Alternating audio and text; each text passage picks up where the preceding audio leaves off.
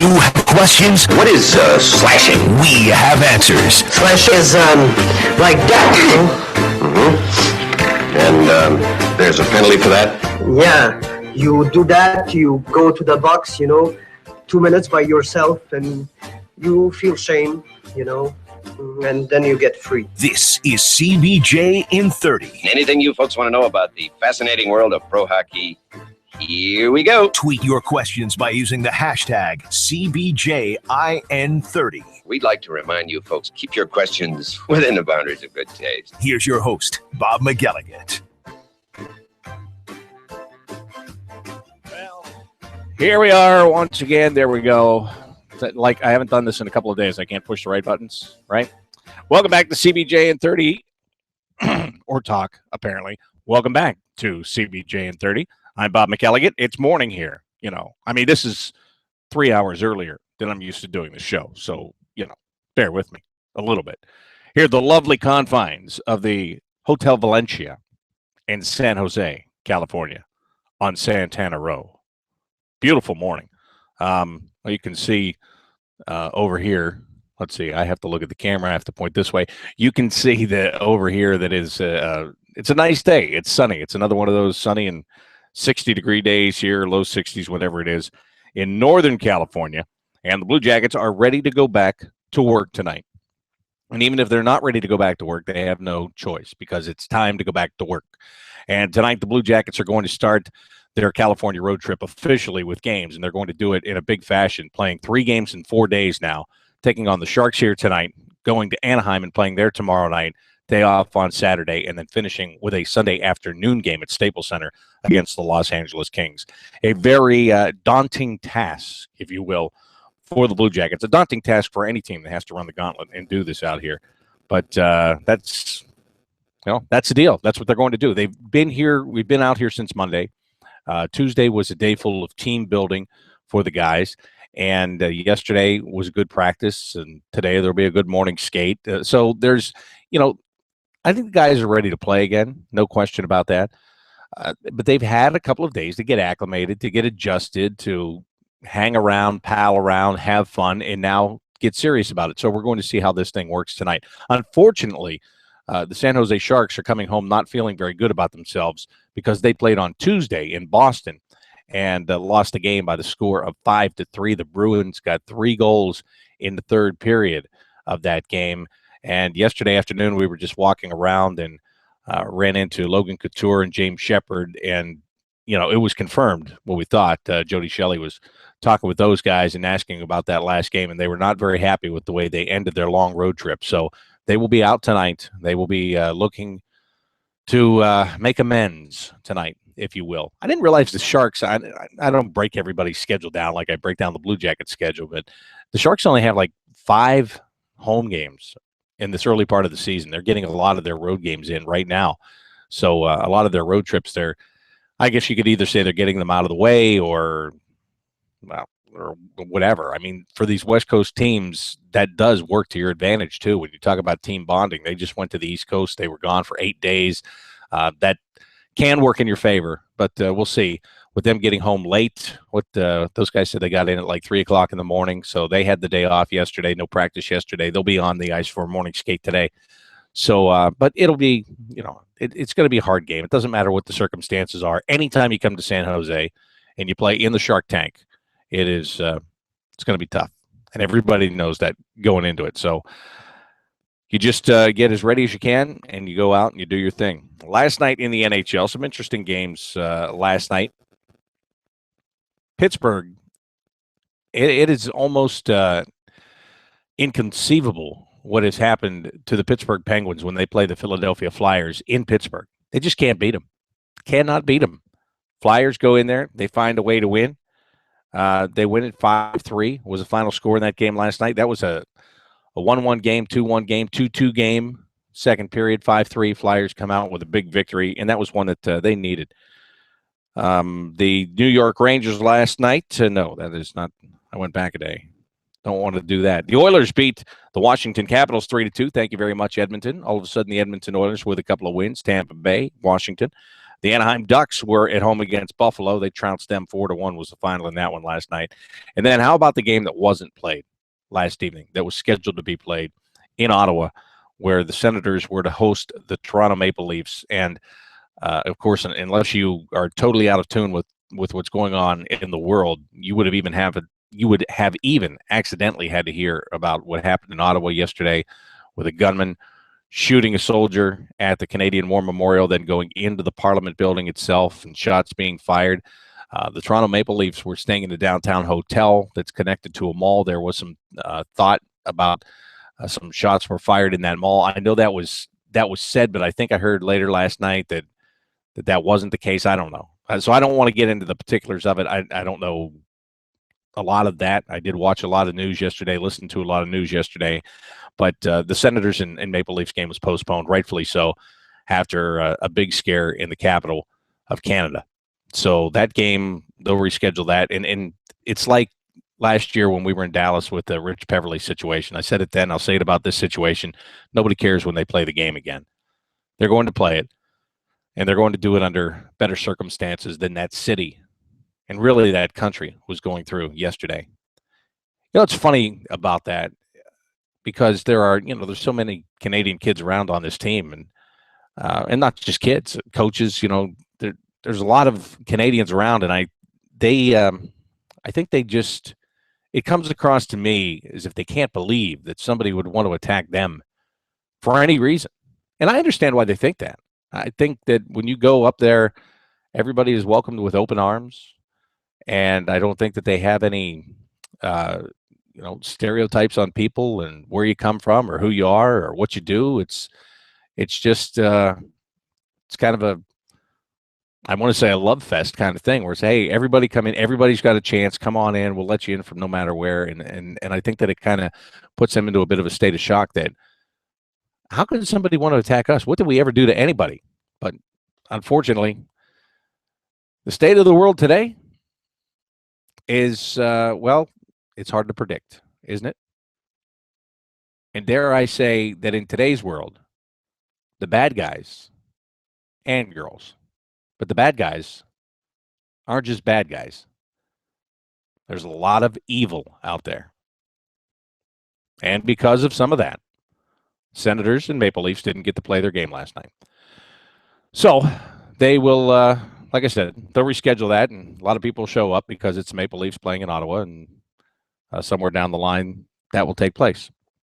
So that's what happened last night and what didn't happen last night in the NHL. So I'm sure you have questions for me, and you can tweet those questions to me, and you can do that by using my Twitter account, which is Bobby Max Sports, and use the hashtag CBJN30. That would be the way to get it done. Let me just start with this first. It's kind of a comment. It's not a question. It's a comment. But Gleno writes into the show a lot, and I know Gleno is from Canada.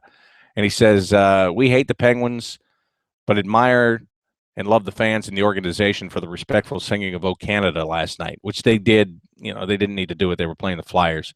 They did do that. And again, that's the hockey family. And it is a hockey family. That's the thing that makes this sport different from all the others. The World Series last night, they didn't do that before the Royals and Giants played, right? They could have. There's a team in Toronto. I mean, it's not Ottawa. It's in Toronto, but it's in Canada. It's, it could have been done. My whole point here is with hockey people, it's not even a thought of should we do, it's just do it. Just do it. One of our brethren teams, one of our brethren cities, one of our brethren countries, one of our members needs us to stand up and kind of put our arm around them. And that's the way this sport is. That's what I love the most about this sport.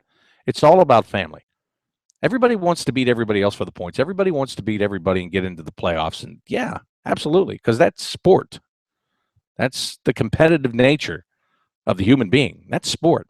But at the end of the day, it is about human beings. And it is about people. And to me, hockey still exemplifies that more than any other sport. It's about team, family, individuals down the list. It's way down the list. So so Gleno, thanks for checking in this morning on the show. And that's a that's a good comment that is made about the hockey family there. All right, let's get right to it and get into some of these Blue Jackets questions that you have for me here on this Thursday as the Blue Jackets get set to go back to work in San Jose tonight. Nathan Andreessen and Brad Fox. I don't know if you guys called each other so you would ask the same question. I'm sure you didn't, but this is a question that is on the minds of a lot of people. And the question is, I'll read Nathan's question. Brad's is the same. Nathan says, any chance we are going to see Ryan Murray with extended playing time anytime soon? The answer to that is yes. He did skate yesterday. He looks ready. I mean, I'm not a doctor, and I'm not him feeling any kind of tweaks or pain that he still may have. Understand that. But he looks ready. And now it's I think personally, I think he could jump into any one of these games. And if he does, it wouldn't surprise me. But these are really tough games. I know Todd Richards wanted to get him into that Calgary game last week at home, and Ryan just wasn't ready. But he wanted to do that. He wanted to get him a game before they came on this trip and had to play these big and tough teams. But, sometimes it's a baptism by fire too, right? So you maybe just slots in there and goes. But I don't know what day that's going to be, and I don't know who it's going to be against. But he skates. He looks normal on the ice. He looks ready to go. It's going to be up to him to decide, yeah, I'm at that level that I can compete. I know I can compete, and I'm ready to go. And as soon as he says that to himself, he's going to be ready. And that it's still going to be sooner than later. I think we're really nearing the end line with him, with Ryan Murray, and about getting him into the lineup. But again, I don't know what day that's going to be. I know he looks good, and I know they'll welcome him back with open arms. There's no doubt about that. No question whatsoever about that. Tyler Pavelka. What or who are the Blue Jackets willing to give up to receive a quote-unquote top six forward? And would this happen anytime soon? Well, Tyler, let me see. The team is 3-2. They've got two top six forwards they're going to be getting back somewhere in the neighborhood of, for both of them, 3 to 6 weeks. Let's just say, for an argument. Let's say 3 to 5 weeks, for an argument's sake, perhaps. And I'm talking about Boone Jenner and Brandon Dubinsky. Those two guys are coming back into the lineup sometime soon. What I asked Boone yesterday, I said, where are you at with a broken hand? And he said, today's 3 weeks. So, okay, let's just say his takes 6 weeks. And so you're 3 weeks away from that. And I know you're missing a lot of games, but my whole point here is, do you think you need to go out and make some kind of a deal?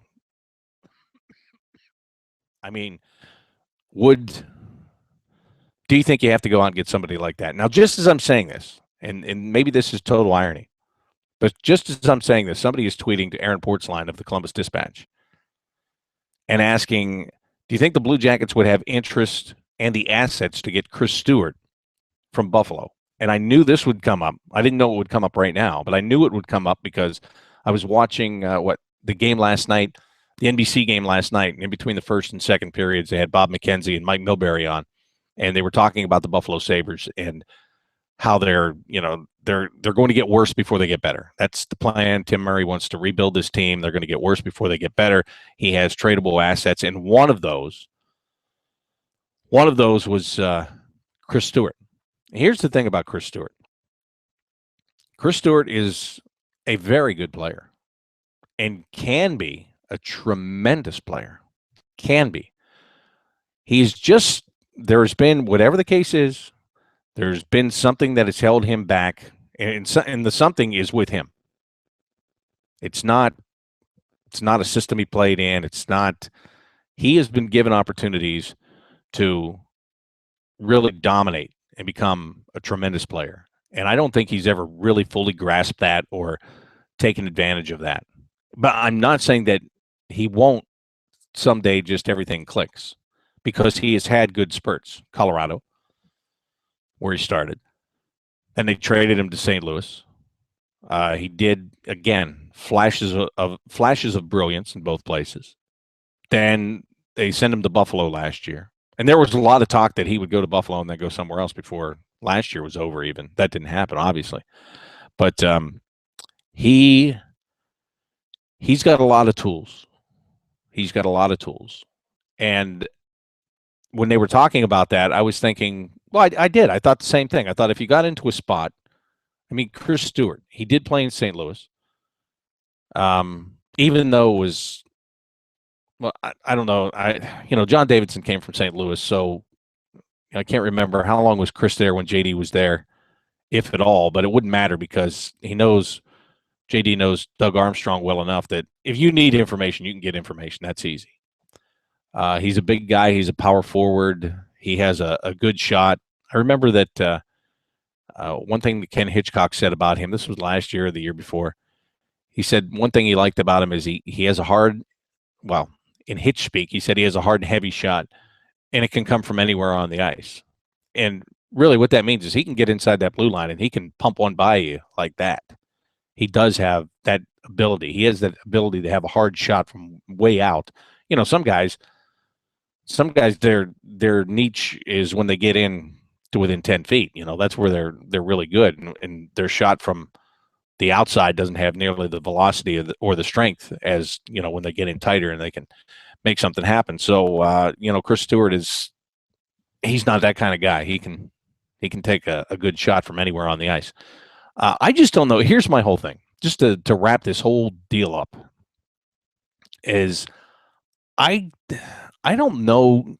There's no panic button thing here, okay? I know you want to improve your club every chance you get, but you're 5 games into the season. You've got 2 guys that are coming back in the next couple of weeks.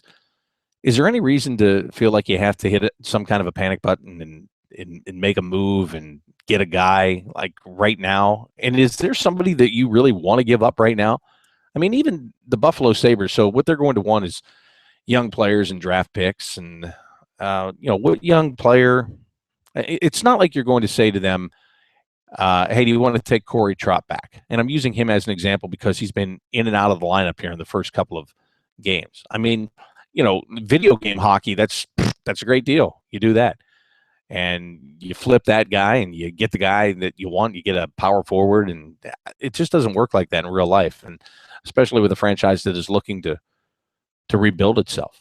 You're going to have to give up something, and what would you in that particular case with a Chris Stewart? What would you have to give up? Are you being asked to overpay? But really, for me, is there anybody that you want to get rid of on this team right now? I don't, and that's the bad thing about when you make a deal. You've got to send somebody out, unless you do just picks. But they're going to want a body back. Like that team in particular, they want a body for a body. So, I don't know, Tyler. That's a long, drawn out, I don't know answer to your question. But I just don't. I don't think everybody gets all panicky and everybody wants to, do this, make these deals and stuff. And I just don't know. To me, it's early. Tyler Yake, I don't know if you have answered this already, but why move Atkinson back a line? Does that mean why did they move him off the Johansson line and move him back a line or 2 lines? Let's see. I don't know the specifics. Let me put it this way. I didn't ask Todd Richards why he made that move in the game the other night. I didn't ask him that flat out.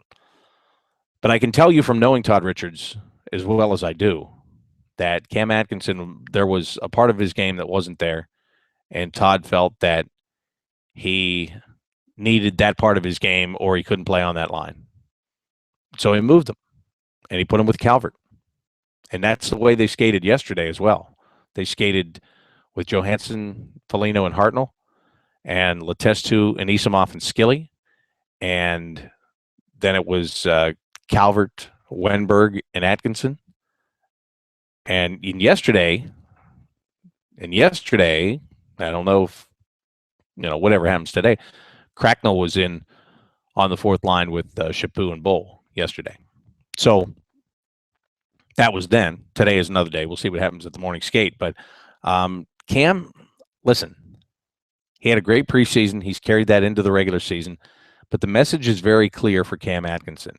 He has got to play a solid two-way game every night. And if he gets away from that from a minute, then Todd will find somebody else that's going to step in and do that. On a top line, you don't have the luxury of taking any part of any shift off.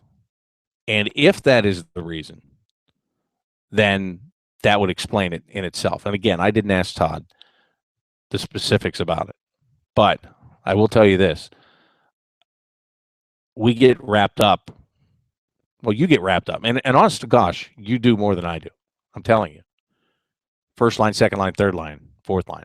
And Todd has said this. On any given night, at least any of those three lines could be the number one.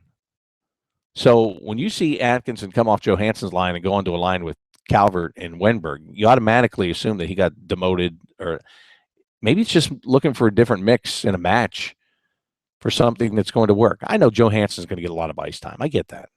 I understand that. But what I'm also saying to you is that every game's different. Every game's different. And whichever line has it going that particular night is going to get the ice time. So let's say Wenberg and Calvert and Atkinson are really clicking. They'll get a lot of ice time. And maybe they get more ice time than the Anisimov line, let's just say. So to me, it's maddening. It's maddening to look and try to judge everybody and place them by what line they're skating on when it's the overall body of work in any given game. Tom Chorty, with a recent article about the struggles Nathan Horton is going through with his back, do you see him playing this season? I don't know, Tim. Did I say Tom? It's Tim. I don't know. I told you that, when I've talked to him, that he is in considerable pain, and he's just looking to pick up his kids and sleep through the night. That's first and foremost. And I don't know the answer to that other question. I have no idea. Let me see. There's somebody else asking, who would the Blue Jackets be willing to give up to get a top six winger? I don't know. Right now, and you can even look at young kids right now and say, well, if you have to give up a player like that to get a. But again, what's a top six winger? I just got done telling you that on this team there are 9 guys that any 3 of them could be on the top line on any given night. So again, these classifications, these stereotypes, and it's hockey speak. I get it. But, and I know what you're saying. You're saying an established player, a guy that has been a big minutes puncher in the league and all that stuff. I get it. I would rather you say that than say a top 6, the top 6, bottom 6, side 6, backside 6. It's just I don't know. The terminology of it. Everybody gets caught in all this speak now. I don't know. Maybe it just bothers me. Maybe it's early. Maybe it's early in California and time to go back to work. And am I crabby? No. Did I have a coffee yet? No, I didn't. Maybe that's it. Was my plan to have one and be ready? Yeah. Did I run into a bunch of technical issues that prevented me from having it? Yeah. Maybe that explains the whole darn thing, doesn't it? Oh, I don't know. If you missed the Inside Edge radio show last night with Jody Shelley, we went over a lot of things. We talked with JB Spizzo, who is the former Army Ranger that came in and did the team building exercises on Tuesday. He talked all about that with us yesterday on the show. We also sat down and talked with Jared Bull about being the new all-time Blue Jackets penalty minutes leader. Talked about that with him and talked about tonight's game against the San Jose Sharks. So all of that is on last night's The Inside Edge. If you want to find that, just go to my Twitter feed. This morning I tweeted out the links to the segments of that show if you want to go back and listen to that at some point today. Tim Jordy chimes back in and says the Wenberg, Calvert, Atkinson line could be dangerous with speed and skill. Yes, exactly. And that's exactly the point, Tim, because Atkinson can be good with Johansson, but he could also go on that line and they could become a force to be reckoned with. And that's my whole point about this top six stuff. It's about mixing and matching and coming up with a combination. That could be shift to shift, game to game, day to day. It's about finding combinations that are going to click and that are going to work. And you've got a veteran like Scott Hartnell that you can put with Ryan Johansson. And, this guy's played with Claude Giroux the last couple of years. He knows how to play with top players. And you have the ability to get a real speed and jump line going with those three guys, like you said. See, that's what I'm talking about. That's a good breakdown, Tim. That's what I mean. It's not 1, 2, 3 lines. It's let's get the three best combinations that we can find and put together and create chances and put the puck in the net. And then we're going to throw that fourth line out there and we're going to crash the heck out of you. And those guys will get a lot of work tonight here in San Jose. This is a big game tonight. It's a big game early in the season, if you ask me, because you've got the Sharks right now coming off that loss in Boston. They just traveled across the country. The Blue Jackets are the fresher team from that standpoint. They've been here. They've been waiting. This is one where you have a chance to start this road trip on a really good note. And tomorrow it's a back-to-back, and you've got the Ducks tomorrow, tough in their building. And then the Blue Jackets have not had success lately in recent years in Staples Center. So on paper, it's a really tough trip. But let me tell you something. In theory, like on paper, you write it down and it looks very bad. But then you put everything into play. And then there's the reality of playing the games. And you never know what can happen. And that's the beauty of the whole doggone thing. You never know what can happen.